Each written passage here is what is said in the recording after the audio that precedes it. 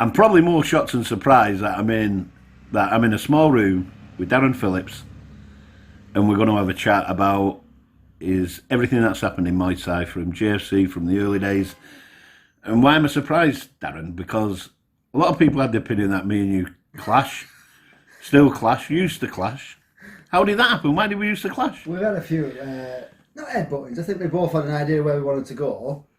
We were just going on a different. I can't remember these, by the way.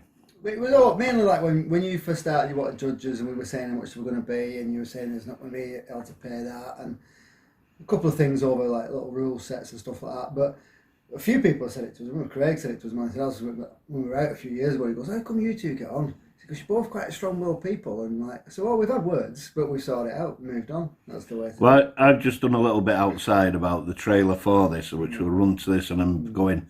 This is old school. It's a big mill where most of the Muay Thai gyms used to be, especially in the northwest of England. Yeah. This is old school, and the character behind it all is old school. Opinionated, headstrong, aggressive, chip on both shoulders, arrogant, and that's just me. They said the guy we want to see is probably worse. So that was it, was it? Was it me trying to reinvent the wheel, do you think, back in the day? I think what it was at the time, and we've never really spoke about this, is I think you'd had your experience of boxing come along and thought, like a few other people have done, that you could just shift it over and it'd improve it.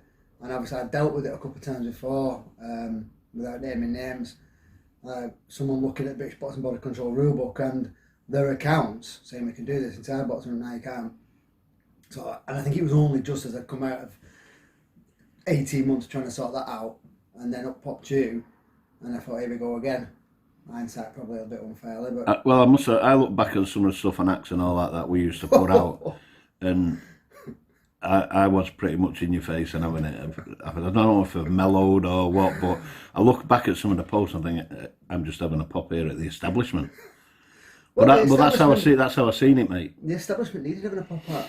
It still does. And that, hence, there is the problem. But anyway, that's enough about me. We're here to speak to you, mate. And so, tell me about early days, Darren. Where was you born, brought up, raised? Born in Leeds. Lived in Bradford till I was 14. Moved over here because of my dad's job.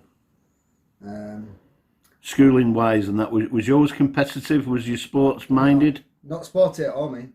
I'm not. I was different. I was the fat kid at school. More of an academic.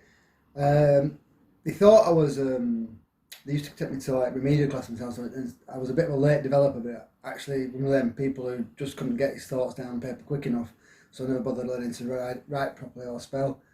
Quite the opposite, really, and probably realised a little bit late. Moved me into a different school just as we moved over here. And as we moved over here, it kind of went backwards again because it was where I was a comprehensive school system. Moved to a high school or a grammar school. Someone said to me, my parents, don't put him in a grammar school, he's better off at the top of high school. I rebelled, did nothing. Just was you in Manchester then? Yeah, over here in Bolton. I was in Bolton at that point, so I moved to Bolton 14. And was there much, talking again a little bit personally, from my point of view, I moved from Rusholme to Denton, and I was the towny kid in a little sleepy Denton, and there was a lot of bullying went on and stuff, mate. Did you encounter anything being the Yorkshire guy coming over here? No, I think it was rougher where I come from. Was it really? Yeah. So, I mean, Russian was a lot rougher than Denton, but Bradford in the late 70s, mate. Yeah, it was a tough old area. It was a tough old area. So you could stand your ground if needed. Yeah, I don't think it ever came to that so much. I had a couple of run-ins like you do when you're a kid and stuff like that, and talking to wrong girls and stuff like that. But it was alright, you know. It was just what it was. And then, so what was your early working life, Darren, from leaving school? You name it. Bit of everything. I've done it. I think we're pretty much. I still don't know what I want to do, mate. I was brought up in pubs. So I worked in pubs from like long before I even left school. Worked in shops. So there's a theme going on here, you know. Oh yeah, there's a lot of similarities. With left school, not a clue what I wanted to do. Just being told, oh, you'll be really successful. What you want to do? Well, I don't know, and that was it. We're going to talk a lot later on, probably 6-7 episodes further down the line on this about the boxing. Yeah. And everything that boxing means to you. Did boxing come along first? Have you always been a boxing fan? Do you know what? Yeah, what sports I like? I was mad into like we've been talking about snooker, and of all things wrestling. When I was watching the old wrestling World of Sport, you know, 4 o'clock on a Saturday afternoon, and then boxing because I think I sort of like became interested in it in that time, in the Hagler, Hearns, Leonard time, and then moving over to McGuigan as well. McGuigan was my hero as a youngster. I went down there once and met him, but that's a different story. When I say 7-8 episodes, we might be into 14 and 15. So what sort of years are we talking then? So when was you born? 65. 65. So I was 62. So you're probably talking 78, 79, 80. Yeah. When they fight Pedrosa was early 80s. That's it. I remember sitting up and watching that. I went to Loftus Road QPR. Oh, amazing.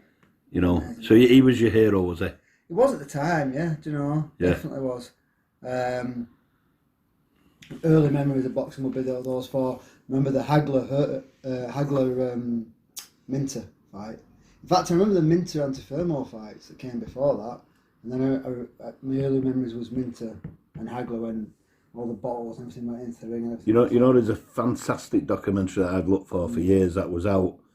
Alan Minter, it was on ITV, I think, and it was prior to the Antifermo fight. Yeah. And it was based around his camp and him getting robbed. Yeah. But it's mad this because Minter was my number one. Yeah. But then when Hagler beat Minter, Royal Albert Hall, he schooled him. So then I become an Hagler fan, and that's how my boxing started. Right. And then, like yourself, then it's Hearns, Leonard, Duran. So is that when? That's when I started became really interested in it. Yeah. That's. I mean, it's somewhere there, wasn't it? Oh yeah. It's again, we could go on forever about this. When you look back at those years and just a little bit after that as well, and people say, especially after Saturday with Joshua, you just don't get the fights. You don't get the fights you used to. They'd all have been stopped. Was it? Fraser Ali would have probably been stopped about 8 times before that. Would Hearns Hagler got out the first round? Would Ward and Gatti? Any round.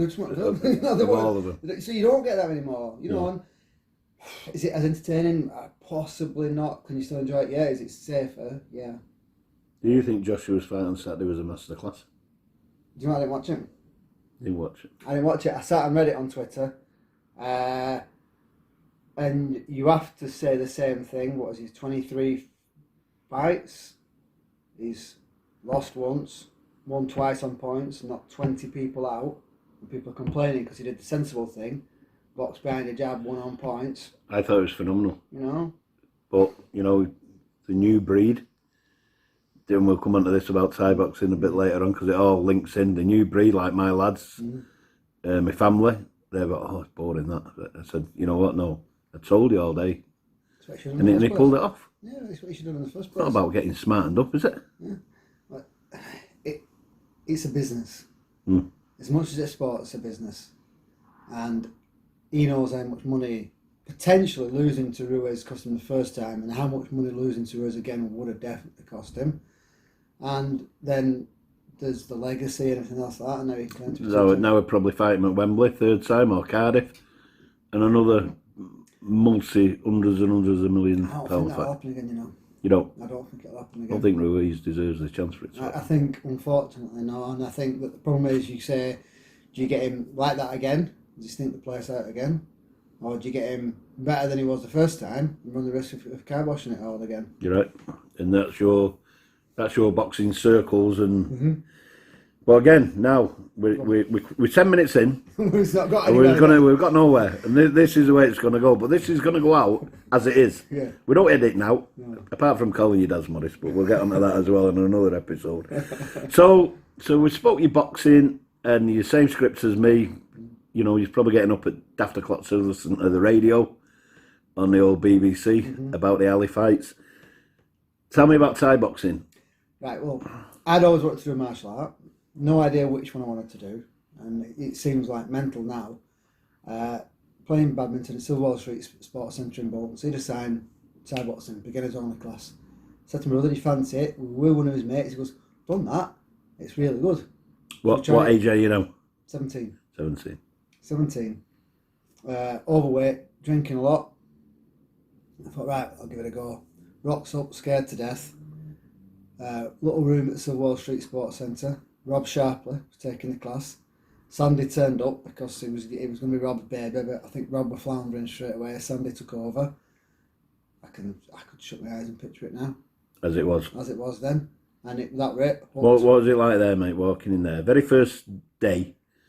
Do you know what? I talk about this all the time to people when they come in to ask me about questions and like that. I think it's been possibly the second scariest thing you're ever going to do is walk into any class for the first time ever, not knowing. I knew nothing about it. I wasn't. I've looked and researched. I thought, yeah, that looks realistic. I'll have a go at that. I had no idea what it was. No idea what I was letting myself in for. And everybody has the same feeling. I'm going to look like an absolute idiot. I'm not going to know what I'm going to do. I'm going to get beat up. And of course, it never happens because everyone was in the same boat when the first time they walked through the door.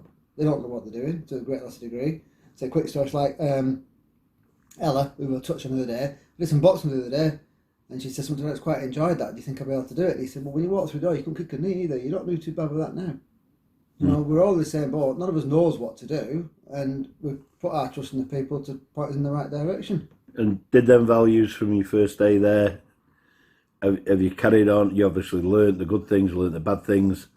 When little Johnny comes walking through the door now, do you think back to how you was that day? I always remember that first day.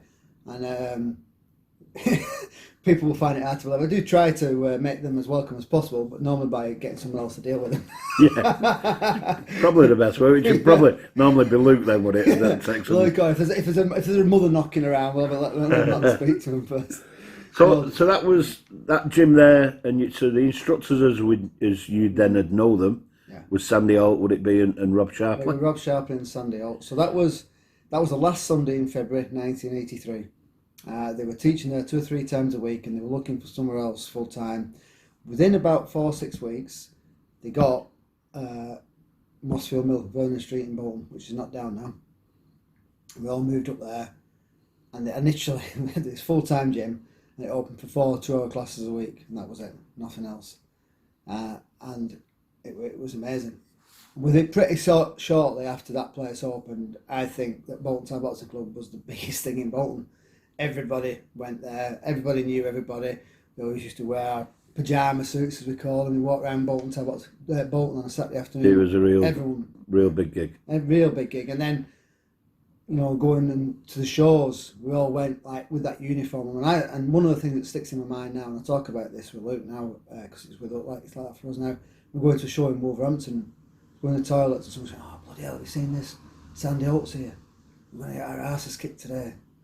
I remember that, thinking. With that, this stigma it had that was it, around it. Yeah. What are the names at that similar sort of time, Darren? Would the watching public now relate to? Well, the guys. It was like Bolton's part of sitting around, so probably Bolton's best. Well, Sandy was still fine in them days as well, but also the best guy that ever came out of Bolton Toilets Club was Phil Nurse, who runs the WAT in New York now. Done a bit with George St. Pierre and John Bon Jones and a few other people. I think he was one of the coaches in the UFC at one point. Phil Nurse. But then you look at all the guys that came out of there, like got John Taylor, Tony Goodwin, Trevor Ryan, Brian Power, Bobby Beckles was another superb fighter, although he probably trained more with Phil than anybody else. That was brilliant. But then the top guys that sitting around then were Humphrey, Oliver Harrison, Adrian Thompson, Carl Thompson as he actually was, and William Ilditch. William Ilditch was Muskin's first student, and he was an absolute lunatic, but he didn't fight all that often. He had really, really bad asthma, and he struggled with it. When I saw him fight about 3 or 4 times, if that. Ridiculous martial artist. Watched him train once. I went with the guy called Steve Sharples and Sandy to train. I was training with Steve, and William was training with Sandy. And obviously, at that point, I thought Sandy was like, you know, the next best thing to Master Skin. And the stuff this guy was doing, it was like a Jet Li move. It was unbelievable. Unreal. And so with Sandy and Rob Sharples, the influence behind them would be Sken, would it? Yeah. Whatever they did down the line. It's kind of an interesting story. You look into it, and I'm not entirely how long he was here. So Master Sken came over. He was teaching, set up his own place after a bit of fallout with Master Toddy and all that lot. And the likes of Sandy and Oliver Humphrey, Junior, Tony Moore, they were like his second, apart from William, they were like his first bunch of students. Yeah. Master Sken got exported, kicked out of the country because he was only ever on a student's licence, so visa shouldn't have been teaching. And he went to Holland. So they were given a really small amount of technique, if you like, over, I don't know how long it was, maybe 12, 18 months. And Sandy himself used to say then, he said they didn't have a lot to play with, so they just did what they had as often as hard as possibly could. He said we probably weren't the most technical and well-rounded Thai boxers, but we could have pulled the heads off elephants at that time. And then someone would go to Holland and do some sessions with them and come back again. Come back with that knowledge. You see, that's the first time I've ever known about that. Mm-hmm. That I just presumed all happened City Centre Manchester. No. The offspring shot off wherever they went. No, there's a long story behind it to start off with. That's fascinating. And it is interesting to see. I probably shouldn't say what did and didn't happen on a live podcast. But it did happen. But it did happen, obviously Master Skin, Master Toddy, Master Woody, as they were all called, they were originally working together and then kind of fell out over whatever reasons, and somebody dropped the dime on Master Skin working on a student's visa, and off he went. Off he went, yeah. And then deported as such. Yeah, that's the word I was looking for. I think 3 years of campaigning and led by a bloke called Keith Granger, who was Stoke Town Boxing Club's original instructor, John Steele, Shinza Steele, Yeah. Consistent campaigning, and eventually I had started at that part. I wasn't started at the time it was first over here, at the time it was deported, but I was training, and I think I'd already competed at that point when Master Sken, he was over here and having to come backwards and forwards, I think, but he was still here on a temporary visa. And I remember when he got his full-term visa, because it was kind of like announced at a show at Silver Wall Street Sports Centre. You missed them. They were the shows in the day. Were they really? Oh, Silver Wall Street Sports Centre, yeah. If you... Pure just Thai boxing? Just Thai boxing. And in them days, 10, 12 fights, 3-2s most of them, 5-2s, what we call C-class now, for bigger fights. All Ramois, but they used to pack the place out. Pack the place, the atmosphere was unbelievable. So that what sort of year would that be then? That would have been late 80s, mid to late 80s. So by that time it's on Channel 5? Not quite. Channel 4, no? No, not yet, no. Screen Sport? Possibly, some of them. I don't think Channel 5 and all that came on. It probably wasn't even there, Channel 5. Mid-90s. Saying that, yeah. Mid-90s. So the only exposure then is word of mouth? Word of mouth and a bit of VHS, knocking around your mates and all that. And it was filling venues? I remember Sunday putting something like 1,200 people in Silver Wall Street Sports Centre. Wow.